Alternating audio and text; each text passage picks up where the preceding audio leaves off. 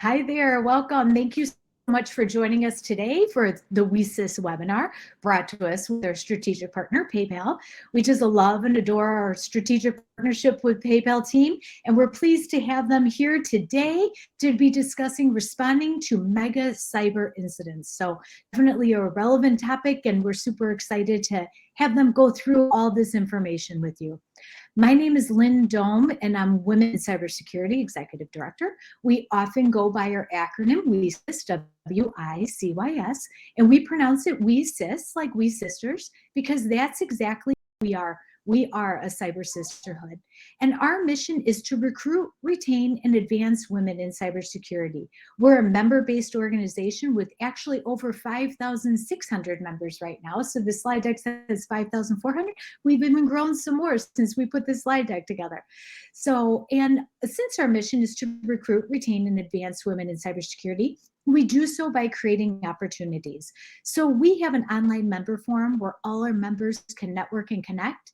We have I'm going through these slides like crazy right now. So we have an online member forum where all our members can network and connect. We have special interest groups like neurodiversity and cybersecurity, Latinas in cybersecurity, data privacy, cybersecurity law.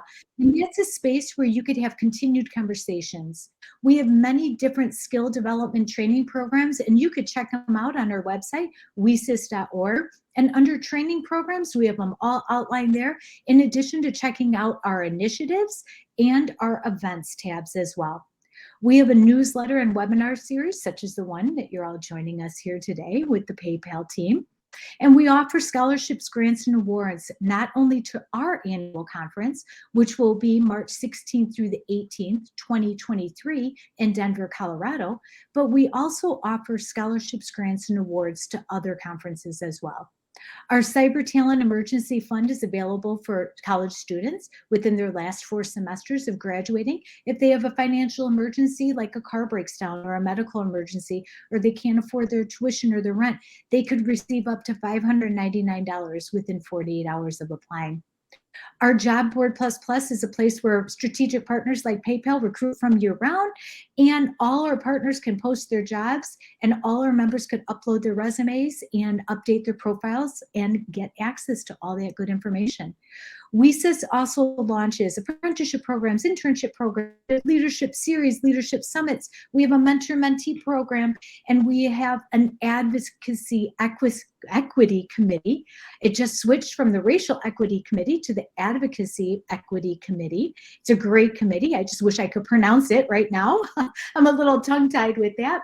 We have a speakers bureau, and you can check all that out on our website, wesys.org. We owe all of that as a special thanks to our strategic partners.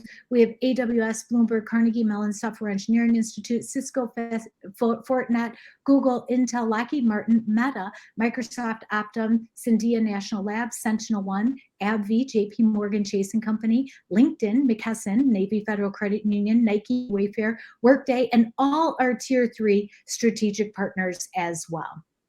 So we're here today with the PayPal team, and they're going to be presenting on this responding to mega cyber incidents, and they're here to answer your questions. So when the questions pop up, please at the bottom of your screen, log those questions in, and our team will be answering them live during today's presentation. And if you haven't done so already, please subscribe to the WeSys newsletter. That's how you'll be up to date with all the latest and greatest of all the WeSys initiatives, events, and different programming as well. So without further ado, I'm going to pass the mic on over to Sarah, and she's going to take the webinar from here. Sarah? Awesome. Thank you so much for that introduction. So first and foremost, hello and welcome. Thank you so much for joining our webinar today. For today's discussion, we will be going over response to mega cyber incidents. And just to give you an idea, we will essentially be looking over the agenda real quick. So just to start and to give you an idea of what to expect, we're going to be having an introduction, and then we're going to be looking at a timeline of 2020 to 2022 incidents and kind of some of those trends, as well as the incident response life cycle, followed by a lessons learned, and then diving into Q&A. So just to get started and give you a little background about us. So hi, my name is Sarah, and I actually have been with PayPal for 6 months. I've been doing incident response there, and before that, I actually have an artistic background. So I went to middle school, high school, and college for that. My first degree was in advertising and graphic design. And then I was in the military, in the Air Force, doing network operations. And that's honestly where I kind of got bit by the cybersecurity bug. So I just really became interested in it and decided to actively pursue it. So making that transition over from the more like artistic to technical world has been something kind of interesting for me, but I've enjoyed it so far. And then Shruti, if you would like to introduce yourself. Sure. Thanks, Sarah. So, as Sarah mentioned, I'm Shruti. Unlike Sarah, I had a little bit more of a traditional journey, you would say. I did my undergrad in computer science, worked as a program analyst in mainframes, maintaining code. Recognized that I did not really enjoy maintaining code and I wanted to try something new. And then I had the opportunity to go for a master's in security at Hopkins. A little tidbit about WESIS. I actually got my first internship in security through our Chicago event in 2019. So I really, really appreciate what the program has done for me because it's really been helpful.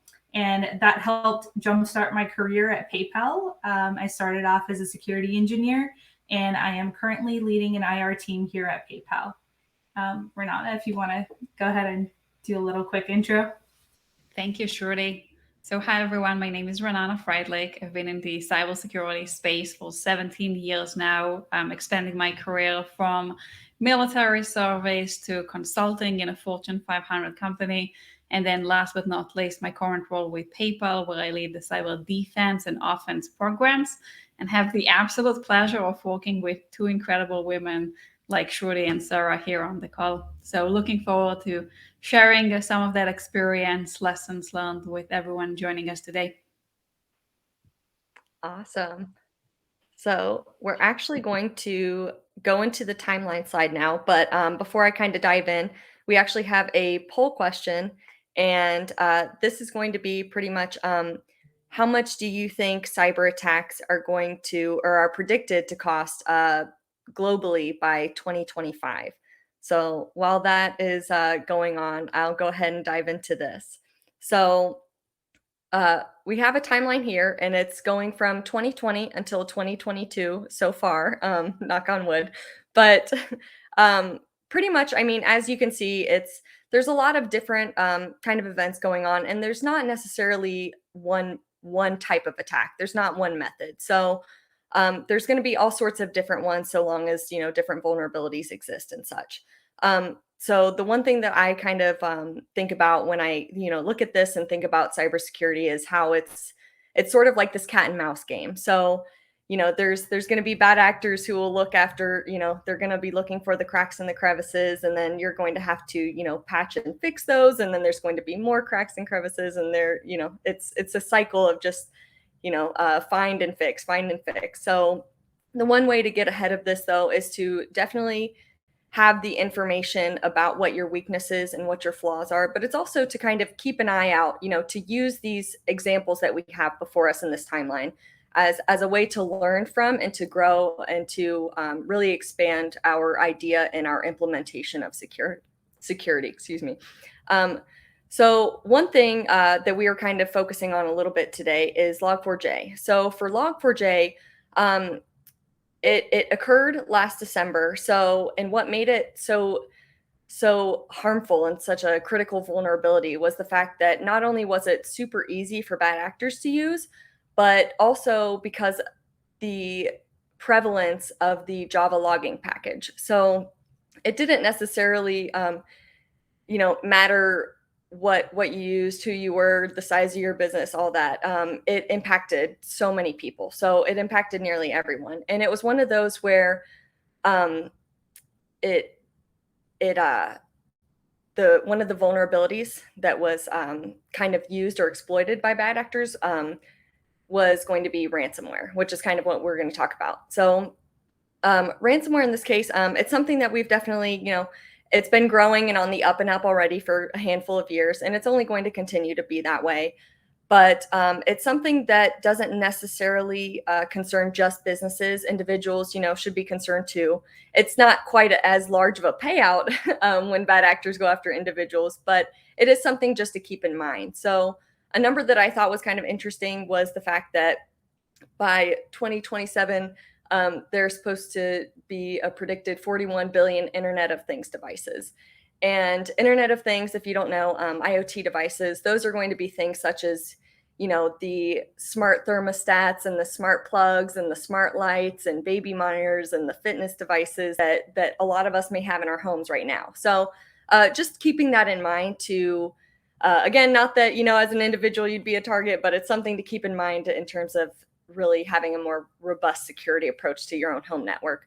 But kind of because it does affect businesses more. So one thing that businesses can do is going to be cyber insurance. And that's good because it obviously, transfers some of that risk onto another company. But another thing that we've seen also recently kind of trending in the last few years is that if cyber criminals know that information or it's publicly available, then they may decide to pursue you, or it may make you a more attractive target because of the fact that they know that you're going to pay out. So when we look at some of these events, and not that all of them have resulted in payouts, but I mean, when you look at some of them, the ransomware that has been paid on some, or the ransom, I should say, that has been paid on some of them has been anywhere from 1 million to 10 million. So it's definitely something that can cost a lot of money. And while, these events show and they demonstrate how critical cybersecurity is, there are still cyber gaps. So it's definitely useful to look at these and to learn from the past so that we can be better for the future. So, and in regards to the poll question, so like I said, some of these can be anywhere from 1 million to 10 million, just depends. But globally, it's predicted by 2025 that cyber attacks will cost $10.5 trillion. So it's a very large number. But yeah, so like Hey, I said, just before we move on to the next slide, I think it's really important to emphasize here that at the end of the day, as cybersecurity professionals, we need to be ready to respond to different type of attack scenarios. And you have to put yourself in a position where you understand that these will vary from time to time. There are years where the trend puts a little bit more emphasis on ransomware as an example. You can see several examples here from 2020 and 2021. You can also see the shift in the last few months where we see more focus on vulnerabilities and leveraging these vulnerabilities to cause additional damage. And so I wanted to put this emphasis, like no matter where you're at, no matter what company you work for, you always have to be able to predict or follow the trend, and as a result, adapt your security posture to protect against these threats. Yes, absolutely. Thank you, Renana. And then Shruti, moving on to the CERT life cycle. Yeah, so before we start, there's going to be another poll question tossed at you guys. It is, what do you think is the most important stage of security incident management lifecycle? And I'm going to deep dive here a little bit into the actual lifecycle. On this slide, you see two parts. You'll see the theory and what we would say is a reality of the situation that most companies will probably go through. So the theory part of this has 7 stages or 6 stages. It's going to be preparation, identification, containment, eradication, and recovery and lessons learned. So when we start with preparation, what do we mean? We mean sharpening your knives, getting that axe ready to cut that tree as much as possible. So when you actually come across a security incident, you're ready to attack. It is an important step. You have to prepare for it well in advance. This means having a good security program, having a good asset management, patch management, vulnerability management program in place, having a potential threat intelligence team. having someone on a forensic retainer if you're a larger company, having a legal and privacy contact available at your disposal immediately if something occurs, having a business continuity plan. And for the business continuity plan, I think during COVID, one of the things that we've all realized is there are so many scenarios that you cannot predict. But as long as you have some sort of guidelines in place, it'll make it easier to be prepared for that unknown. And then the last but not least is training for your staff so that they know how to respond to that phishing email. Because no matter what, they're still your first line of defense. Policies can possibly fail. Other things can possibly fail. But if you have like people informed enough, it will help your security posture as a whole. And then when we go into the next stage, which is identification, the main takeaway is spot the compromise. So how do you spot the compromise? You have like alerts in place. You have a team to do exploitation analysis when those alerts trigger. How do you identify what potential risk you have in place? What is the scope of that impact? How might something impact your operations? So all those things come under identification. This is the initial stage of how you spot that compromise. And then containment, when we come to it, it basically means how you stop the bleeding. So you need to make sure you're fixing it in some manner so that it's not spilling over to the rest of the company. This includes short-term plans, long-term plans, some way for the business to identify on like what to proceed on. So they need clear guidelines, a way to identify what your priorities are. When you're doing critical incident management, you're going to get a lot of different asks at you all at once. You need to be able to identify, like, do task 1 first, in parallel do task 2. These are the teams that do those tasks. So identifying your priorities is very, very important. Also, continuing that analysis that you've been doing as part of identification, but now you know exactly what you're looking for. So that might be like quarantining your affected systems, hardening certain devices, changing passwords for accounts. Whatever that is, it's how you stop the bleeding, and that's going to be your containment. Then we have eradication. Here, it's identifying your root cause and making sure that it does not exist in your environment anymore. That could be either malware removal, again, continuing with patching after the issue is contained. When we say patching, what we mean is, for example, when it comes to Log4j, we have companies that put WAF rules in place to identify that JavaScript trigger that can cause the vulnerability. So you put that in place, and that would count as containment.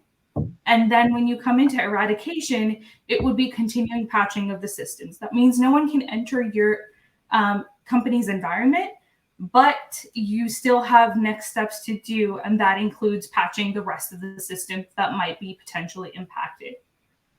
And your second last step is recovery. This is kind of getting back into the flow of what your business is. So you're like, okay, I've reached a good point.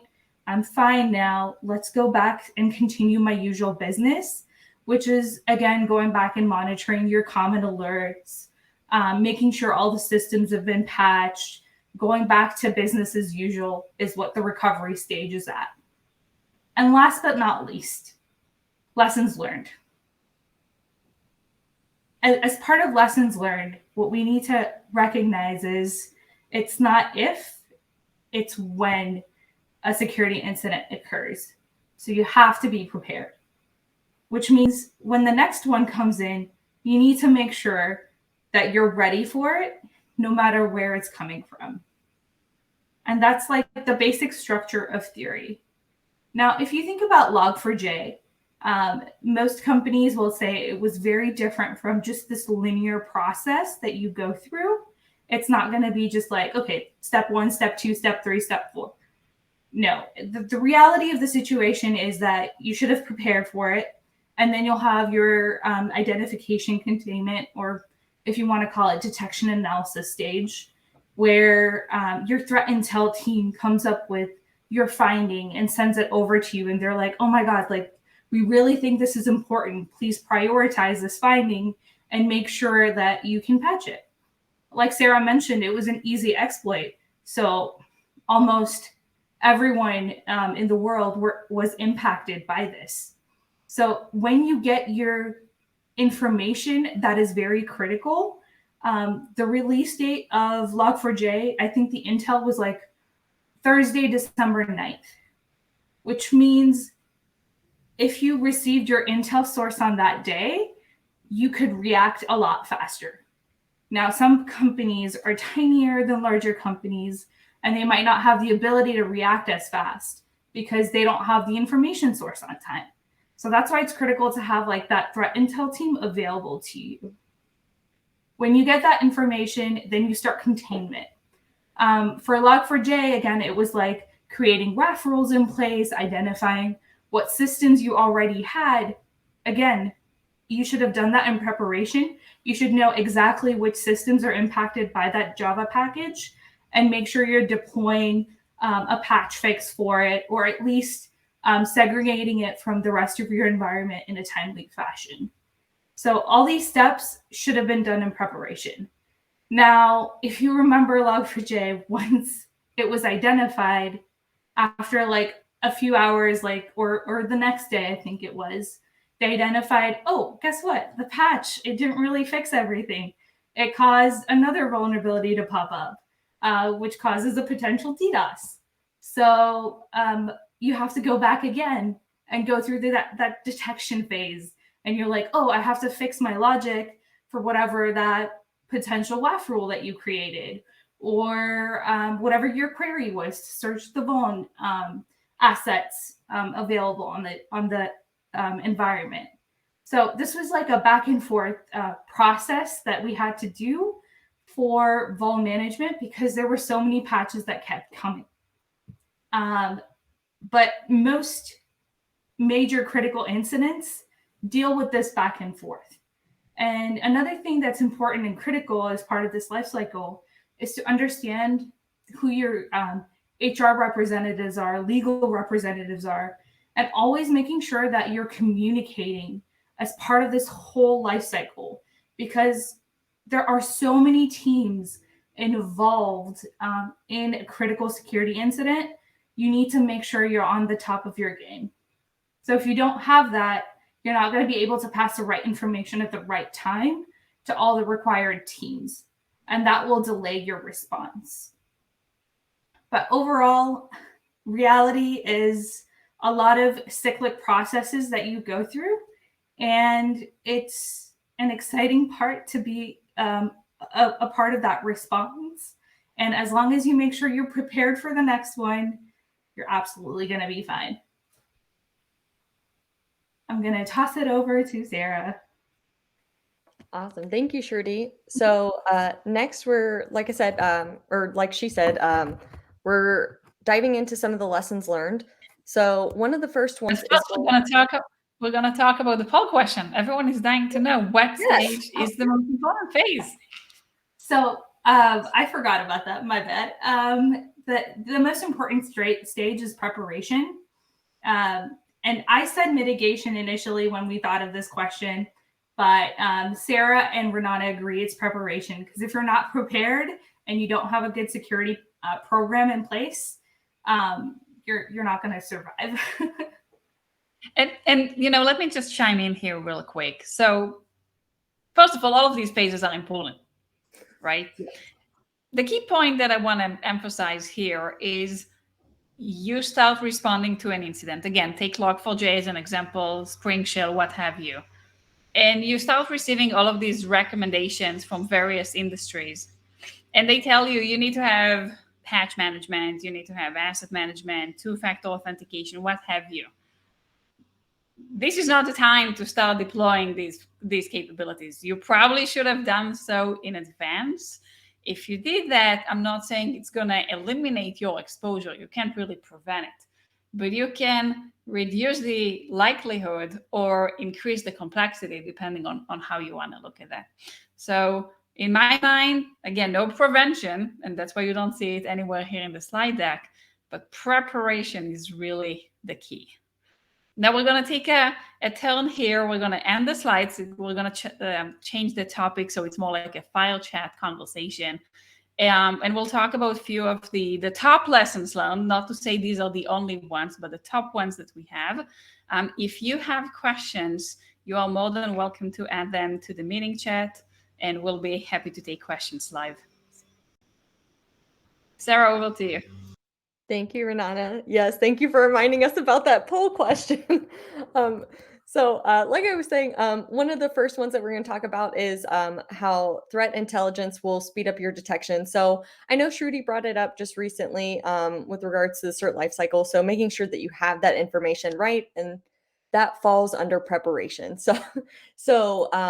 You know, one of the things that you should be doing, whether you're a business or an individual, which I think is really applicable to a lot of this. You know, cybersecurity is sort of everyone's job. It just depends on how much you have to secure. That really depends on what all you're going to need to do. But with regards to threat intelligence, it's pretty much just arming yourself with that information. So the more information you have, the better decisions that you can make. So when you are arming yourself with this information to have, you're able to make decisions on what is critical, start looking at your budgets, start looking at what resources need to be allocated. You're really able to start prioritizing what you need to. And then that also is going to help you determine, you know, your business continuity if you are faced with an attack. So with threat intelligence, though, there's so many different ways to get it. So for some companies, if they have the ability, then having a threat intelligence team is wonderful. But there are plenty of opportunities to find that information just on the web. You know, we have this amazing sort of central area for getting our information. So there's going to be a lot of different blogs and forums. There's a lot of wonderful government websites. So things such as the FBI's website, as well as CISA's, and that is Cybersecurity and Infrastructure Security Agency. I believe I'm saying that right. And then also your vendor. So just depending on what kind of product you have, you're going to be able to get that information from your vendor and sign up for things. So for instance, Shruti brought up a great point with Log4j. So it was something that people had this information if they were pretty much subscribed to these messages, you know, from their vendor. They were able to get that head start. So you had 3 days to start investigating, figuring out mitigation, figuring out your plans, right? Starting to talk to people. For a lot of people who maybe didn't have that or didn't have, you know, the ability to get messages from their vendors, then they were 3 days behind, you know? So that 3-day gap, that makes such a difference when it comes to cybersecurity. That can mean the difference between, you know, money and time spent, all of that. So it was really crucial to be able to have that information when you needed to have it. Timing is such an important aspect in this. So having your threat intelligence before you need it, hopefully, if not at the moment that you need it, it works wonders. So, and this also kind of ties in with we're going to kind of, I guess, talk a little bit about timing. So Shruti, if you would like to go into that.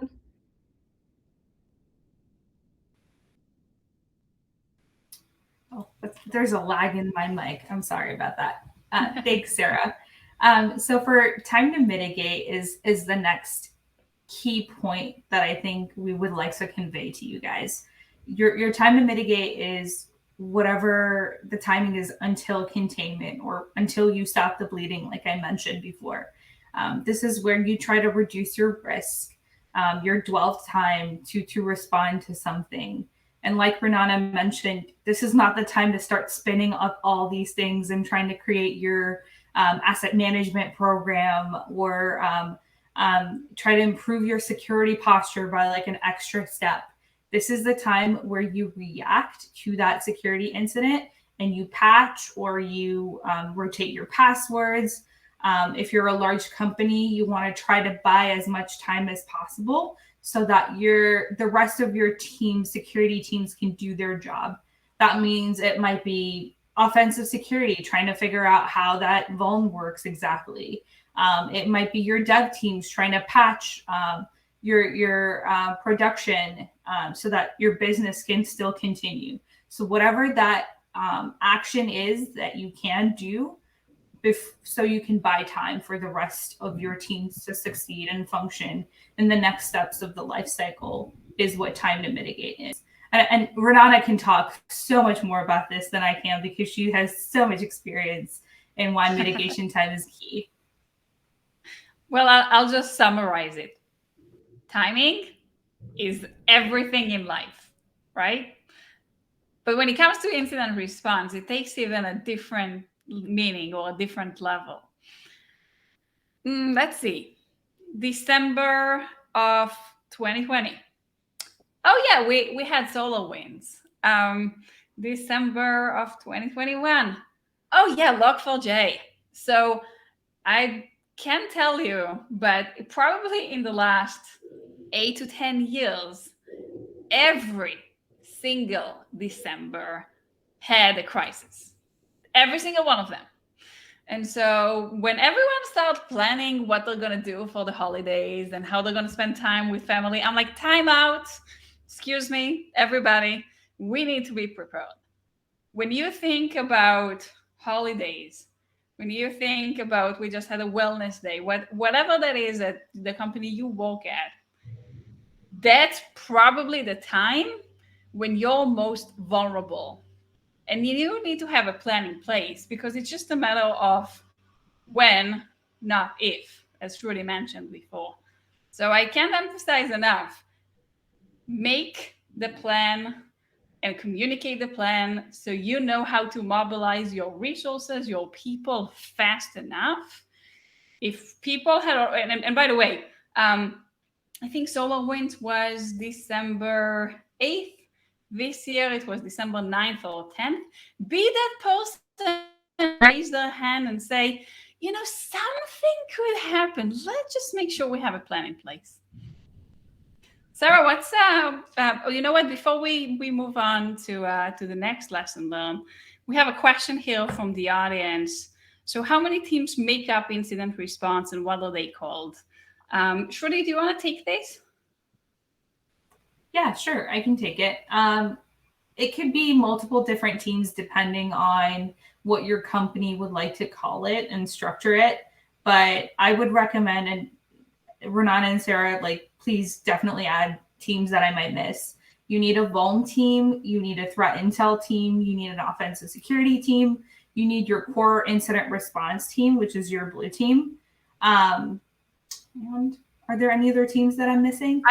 I consider the organization as part of my incident response team when you're looking at a mega cyber incident. So HR, PR, marketing, legal, privacy, what have you, they all have a role to play.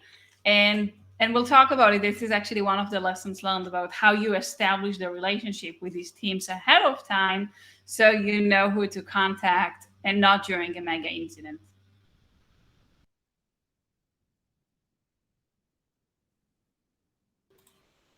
Sarah, you want to take us to the next point? Yes. So keeping in the, I guess, the topic of timing. So another thing to consider is going to be using the time between your lessons, lessons learned in the next identification wisely. So what this can mean is, just going back to preparation again. I know that that's one that we keep on, nailing in further and further, but it's something that is important. So definitely keeping that in mind, making sure that you have your plans and your policies put in place. So making sure that you're preparing, making sure that you're taking the lessons learned from the last one and applying it into a potential new one. Because it's, I think that we've probably said it at least once now, but it's not a matter of if, but when.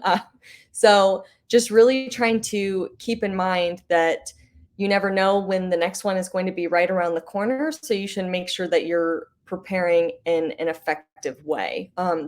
However, this doesn't necessarily just mean prepping your policies and things from like a cybersecurity standpoint. It also means, as Renana had pointed out to me before this, making sure that your teammates are also working effectively. So using this time, because incidents can take a lot of effort, they can take a lot of resources. So making sure that your team and your employees have the time to kind of take a breath and catch up on what they got to catch up on before the next one is also super crucial, because you can't have, people going from one incident and really working on that one, giving it their all, into the next one immediately without any kind of a mental or an emotional or physical break, just to kind of wind down and take a breather, for lack of a better term.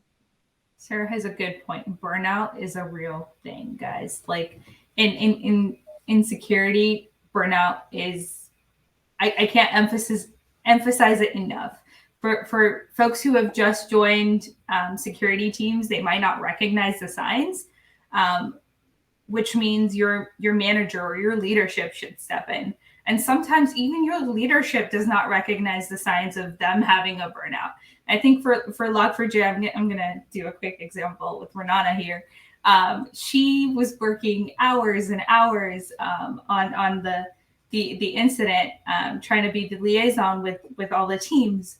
So I think she worked like almost 15-hour days and was there for our global representatives. And we had to tell her at some point, like, Renana, please take a PTO after this. Like take 2 days off. We've got this. The rest of the team can handle it.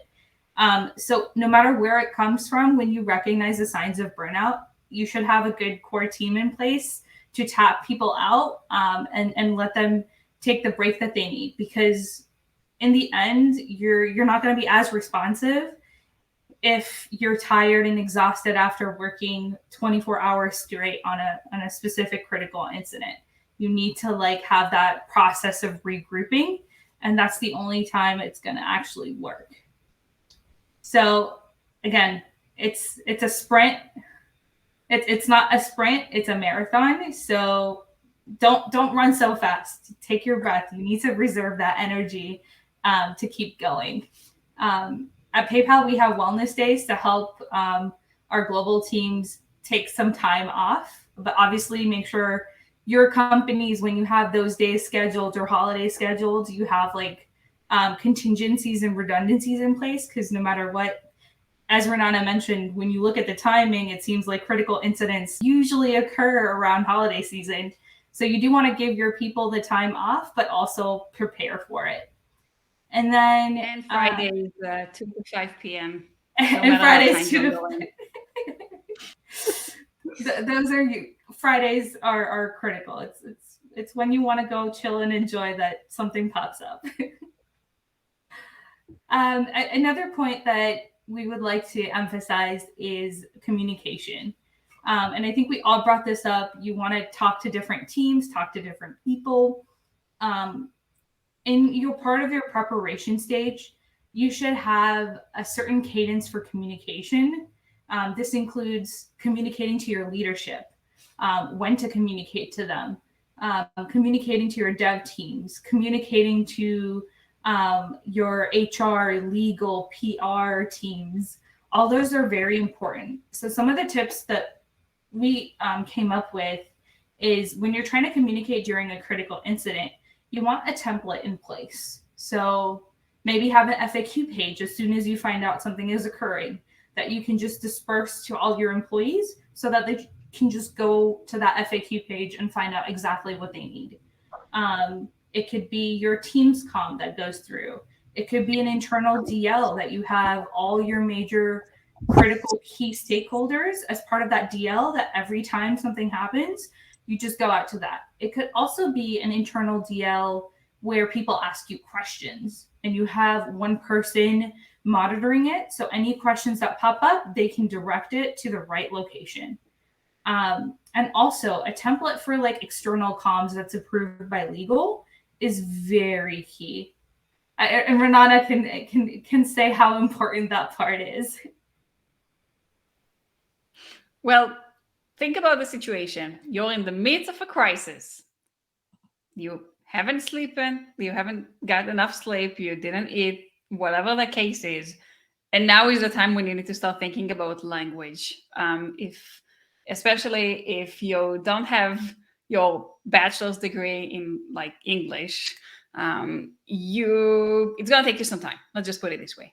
If you have a template, you start based off, you will still have to spend probably 1 to 2 hours getting it right and get the right message across, but at least you have something to start based off.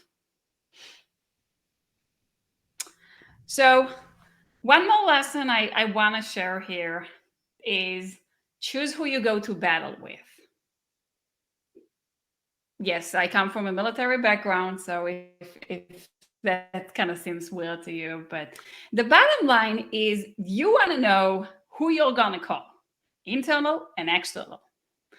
You need to have a point of contact with all of those relevant teams and departments that we've mentioned earlier you're going to be collaborating with.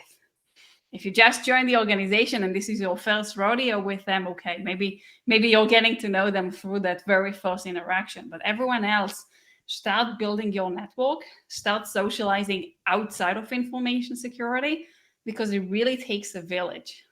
Also, who are the external entities you're going to reach out to, whether that's law enforcement, your forensic provider, your cyber insurance? There are so many different bodies that come together to respond to an incident of this size and scale. And we talked about preparation. Signing a retainer agreement, even if that's a $0 retainer prior to an incident, is 10 times better. And you may want to consider having a few options to call. So having redundant retainers is actually a really good practice to have in place.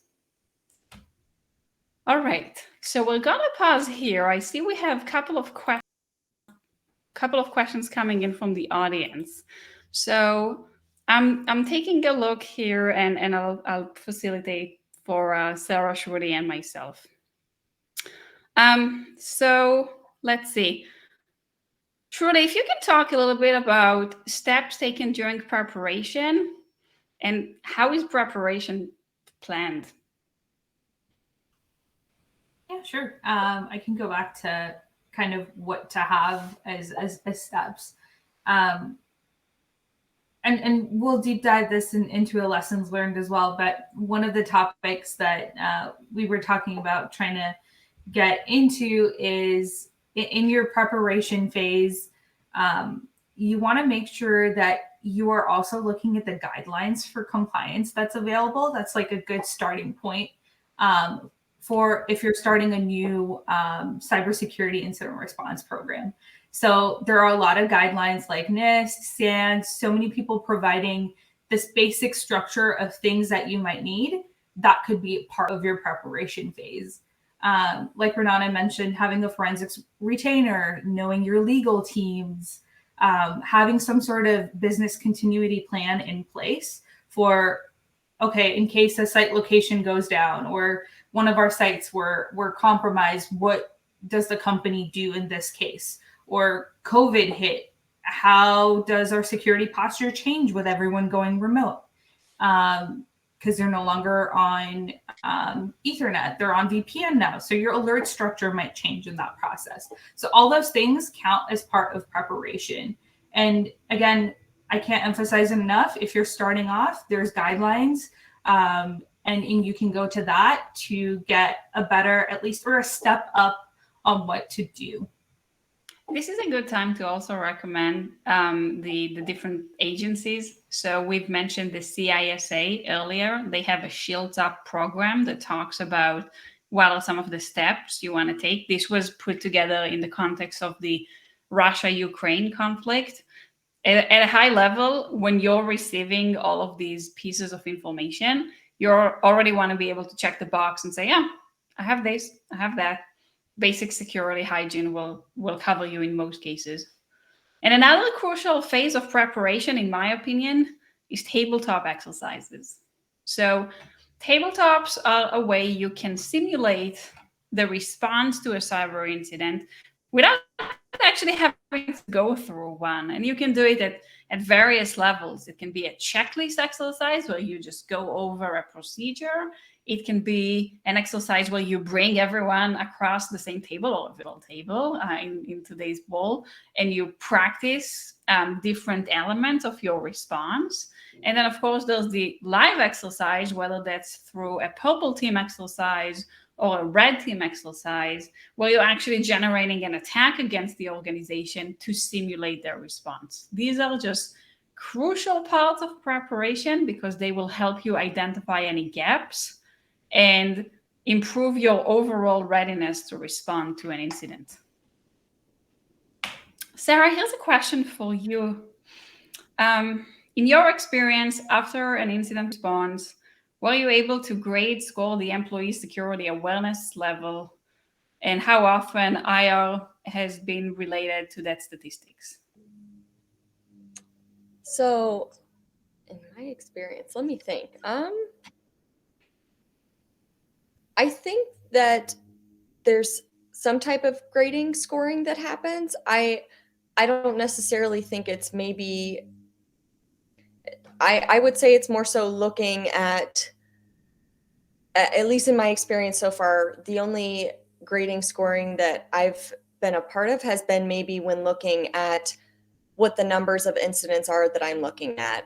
What are the number of false positives? What are the numbers of resolved? Because having that information and knowing how many of your incident response analysts are working on things that are, false positives, that can help to further be able to make your alerts more detailed, or it can make your rules more detailed. It can really help to kind of hone in on what the idea is of these alerts that you're getting in, so that you aren't getting in so many false positives. So I think that it's a long question. Sorry, I'm trying to make sure I'm answering all of it. I would like to add one more thing, to what Sarah said. I've seen companies do phishing exercises, and I think external phishing exercises are a great way to identify how good of a response in general the company's posture is. So if that employee from HR is able to recognize, oh, this is an 0365 phishing email, or this is a Gmail phishing email, click on it and report it to your security team. So those help give you concrete numbers on what kind of level of training that the rest of the company might actually require to upscale their posture as well. Sorry, going back to you, Sarah or Renana. Yeah, I want to offer a slightly different perspective here. One, employees will be the weakest link, and they can be the strongest link. Because if something happens, they are more likely to report on it. Maybe they don't always report to the right person, but they know they need to report. And we wouldn't be able to detect some things without employees. So to me, it's not about calling them out when they do something bad, but actually giving them the gratitude and appreciation when they do something right. And so we at PayPal started a program where we recognize employees as cyber champions when they report something and it was the right thing to do. So slightly different angle that I want to offer here. Let's see. One more question here. What will be the role of security engineer during incident response? I can kind of answer that. So it depends on your functionality as a security engineer. I think in this day and age, the title varies from company to company. So it depends on what your job role is. Also, it depends on the security incident you're handling. A security engineer could be, if it's an API related issue, maybe your security engineer works on API stuff. So at that point, they might come into you as part of your response. in either identifying or help you run something technically through that the rest of the team might not recognize because they might be the expert of that domain. So it depends on the, I guess it depends on the security engineer, like what their domain expertise is and when they need to be called to a security incident. I don't know. What do you think? Yeah, I was going to say that too. It really just does depend on the scope too, because, and this is even a lessons learned that we're going to go into, kind of like there isn't necessarily like a one definition or like a one like mold that an incident response analyst or security engineer is going to be capable of. So it does definitely depend on scope. I think that typically, like Shruti said, it's going to be investigating and responding. I mean, it's really hard to define it just because it is kind of a moving target, and especially as the landscape evolves, then so do the titles. So it's definitely kind of all over the place, but also very concentrated at the same time. At the end of the day, security engineer, that's what everyone across the company would do, and that's let's stop the bleeding, let's get this right. Last question that we have here. Many small businesses are reluctant to include appropriate cybersecurity in their budget. And so the question is, do you have any suggestions on how to measure the importance of cybersecurity as a must? At the end of the day, it's all about how you're able to articulate the cyber risk to management. And whether you're able to accept the risk or mitigate the risk. If you encounter a ransomware incident, how much that's going to cost you. And that this data is publicly available. You don't have to make it up. You don't have to get a fancy subscription. It's out there. And so I would say the message is important, and also being able to articulate the risk of what if this happens to us. So there are steps every organization can and should take. And then the maturity level, if you think about a scale of 1 to 5, will vary based on the size of the organization, based on the industry you're in, how heavily regulated you are. Not everyone needs to be a 5. Let's just put it out there. And I highly recommend, and I'll try to find the right link here so that you can identify where you're at and where you want to be and where you need to be, really. So, just before we close, I want to talk about one more lesson learned that to me really summarizes the essence of responding to cybersecurity incidents. And that is being comfortable, being uncomfortable. No matter how many webinars you're going to attend, no matter how many incidents you're going to respond to, there will always be that one thing that you could not predict. And I think the last few years, looking at the timeline Sarah was showing us earlier, you could have not imagined we'll be sitting at home for 2 years. Probably did not imagine like these large-scale vulnerabilities impacting industry, the ransomware attacks that companies have been impacted by. And at the end of the day, there's not going to be a single playbook that's going to cover each and every scenario. But by applying the lessons learned from other companies who unfortunately went through a mega cyber incident, by establishing some of the things we talked about during today's presentation, you can be better prepared. And ideally, being better prepared combined with being comfortable, being uncomfortable, will allow you to be in a position that empowers you to have a faster response, a more efficient response that protects your line of business. And if I mean, to me, it has been an incredible journey. You can always learn something new from each and every incident. Even after so many years in the industry, I still find that I learn something new every single week, thanks to my incredible team. Before we close, we have time for one more question. So I'll let Sarah and Shruti answer here real quick. For those looking to get into cybersecurity, can you describe what a typical day looks like and what do you enjoy the most? I can start off if you'd like. My day is a little bit different now as a manager versus a security engineer analyst. I look forward to communicating with different teams and finding out what is kind of new out there in terms of what I need to protect, and also the changing environment. I feel like in security, I'm never getting bored, and that's one of the reasons I joined the field, was because I didn't want something that was very redundant. And I find that I can get that through security. Like Renana mentioned, there's always something new to learn. So no matter what domain that you're looking for, there's something new that's been discovered as part of what's available out there. So that didn't really describe my day to day. There's a lot of different things that I do. So if you want to hit me up on LinkedIn, I can give you a rundown of it. But I'll pass it over to Sarah to talk about hers.